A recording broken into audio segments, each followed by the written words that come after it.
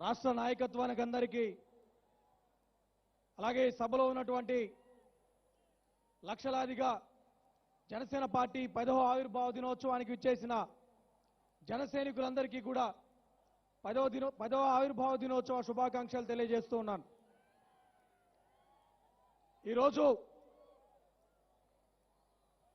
Janasena party 2014లో ఏర్పడిన తర్వాత పవన్ కళ్యాణ్ గారి పైన జనసేన పార్టీ పైన అనేక రకాలుగా విమర్శలు వ్యక్తిగత దాడులు జరిగిన సందర్భంలో ఏ రోజు కూడా వెనకడుగు వేయకుండా నమ్మిన సిద్ధాంతానికి ప్రజలకి 2014లో ఏదైతే చెప్పారో 2023 దాకా 9 సంవత్సరాల పాటు అదే సిద్ధాంతానికి కట్టుబడి ఈరోజు 10వ సంవత్సరంలోకి అడుగు పెడుతున్నందుకు ఇంత గొప్ప నాయకత్వానికి మనకు అందించినందుకు గౌరవనీయులు శ్రీ పవన్ కళ్యాణ్ గారికి మనందరం కూడా రుణపడి ఉండాల్సిన అవసరం ఎంతైనా ఉంది.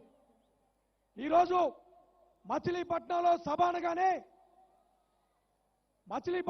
సభ పెడుతున్నారనగానే ఈ బందరు బంట్రోతులకి నిక్కర్లు తడిసిపోయిన పరిస్థితి. ప్రెస్ మీట్ పెట్టి ఆయన అంటా ఉన్నాడు, ఇప్పటంలో పవన్ కళ్యాణ్ గారు చెప్పారట రాష్ట్రానికి మేలు చేస్తామని చెప్పి పవన్ కళ్యాణ్ గారు చెప్పారు. మళ్ళీ 365 రోజులు గడిచిపోయాయి. మచిలీపట్నంలో సభ అన్నారు.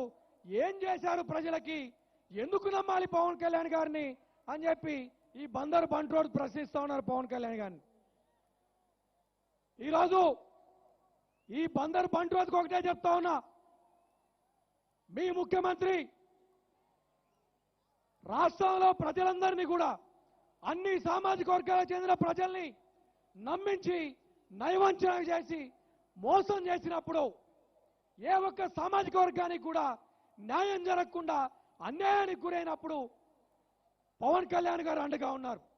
యువతని నిరుద్యోగుల్ని మీ ముఖ్యమంత్రి ప్రతి జనవరిన 1వ తేదీన జాబ్ క్యాలెండర్ ఇస్తారని మోసం చేసినప్పుడు అండగా ఉన్న నాయకులు మా అధ్యక్షులు పవన్ కళ్యాణ్ గారు. రాష్ట్రంలో కౌలు రైతులు ఆత్మహత్యలు చేసుకుంటా ఉంటే ప్రభుత్వం తరఫున ప్రతి ఒక్క కౌలు రైతుకి 7 లక్షల రూపాయలు ఇచ్చి ఆదుకోవాల్సిన ప్రభుత్వం నిర్లక్ష్యంగా ఉన్నప్పుడు ప్రతి కౌలు రైతు కుటుంబానికి 1 లక్ష రూపాయలు ఇచ్చుకున్న ఆదుకున్న నాయకుడు మా పవన్ కళ్యాణ్ గారు. అధికారం చేతుల్లో ఉన్నా కూడా దాదాపు ఏడాదికి 2.5 లక్షల కోట్ల రూపాయల బడ్జెట్ ఉన్నప్పుడు కూడా ఏ మాత్రం కూడా ప్రజల సంక్షేమం మీద దృష్టి పెట్టకుండా దుర్వ్యసనాలు చేసినప్పుడు ప్రజలకి అండగా నిలబడిన నాయకుడు పవన్ కళ్యాణ్ గారు. ఏదో సరే తండ్రిని కోల్పోయాడు, రోడ్ల మీద పడి తిరుగుతున్నాడు, పాపం అని చెప్పి నిన్ను గెలిపిస్తే ఈరోజు రాష్ట్రం మొత్తాన్ని బస్సు పట్టించినటువంటి చరిత్ర ఈరోజు వైఎస్ఆర్ కాంగ్రెస్ పార్టీ ప్రభుత్వాన్ని. వీళ్ళందరికీ ఒకటే చెప్తా ఉన్నాం, ఒక దళిత సామాజిక వర్గానికి చెందిన యువకుడిగా పవన్ కళ్యాణ్ గారు ఎప్పుడూ చెప్తూ ఉంటారు, హవాయి చెప్పులు వేసుకున్న వాళ్ళతోటి కూడా రాజకీయం చేయిస్తామని చెప్పి ఆయన ఏదైతే చెప్పారో, ఏదైతే రాజకీయ సాహసోపేతమైన నిర్ణయం తీసుకున్నారో అలాంటి యువకుల్లో నేను ఒకడిగా ఈరోజు ఈ వేదిక నుంచి మాట్లాడుతా ఉన్నా. రాష్ట్రంలో ఉన్న దళితులకి, బీసీలకి, వెనకబడిన వర్గాలందరికీ కూడా న్యాయం జరగాలంటే, సాధికారత రావాలంటే ఖచ్చితంగా పవన్ కళ్యాణ్ గారు ముఖ్యమంత్రి కావాల్సిందే, పవన్ కళ్యాణ్ గారి నాయకత్వం బలోపేతం కావాల్సిందే. గడిచిన 3.5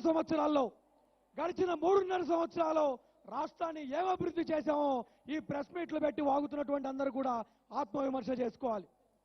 యువకులందరూ ప్రశ్నిస్తున్నారు, పవన్ కళ్యాణ్ గారు అడుగుతున్నారు, విమర్శిస్తున్నారు, ఉద్యోగాలేది అభివృద్ధి ఏదని చెప్పి అడుగుతున్నప్పుడు తమ్ముళ్ళు కుర్చీలు పైకి లేపద్దు ప్లీజ్, దయచేసి పైకి లేపకండి, కుర్చీలు లేపకండి, క్రమశిక్షణగా ఉండండి. రాష్ట్రం అభివృద్ధి ఎట్టిపోతోంది, ఉద్యోగాలేవి, ఉపాధి ఏది, అభివృద్ధి ఏదని చెప్పి రాష్ట్రంలో ప్రతిపక్షాలు ప్రధానంగా జనసేన పార్టీ అడుగుతున్నప్పుడు నిన్న మొన్న హడావుడిగా విశాఖపట్నంలో సమ్మిడి పెట్టారు.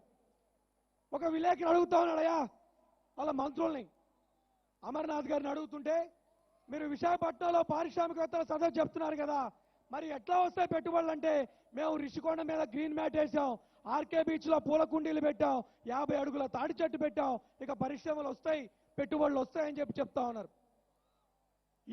ఎంఓయూలు చేసుకున్నారట, ఆ ఎంఓయూలు చేసుకునే విధానం గమనిస్తా ఉంటే ఏదో యూనివర్సిటీ కాన్వొకేషన్ లాగా ఏదో గ్రాడ్యుయేషన్ సర్టిఫికెట్లు ఇస్తున్నట్టు తప్పిస్తే మరొకటి లేదు.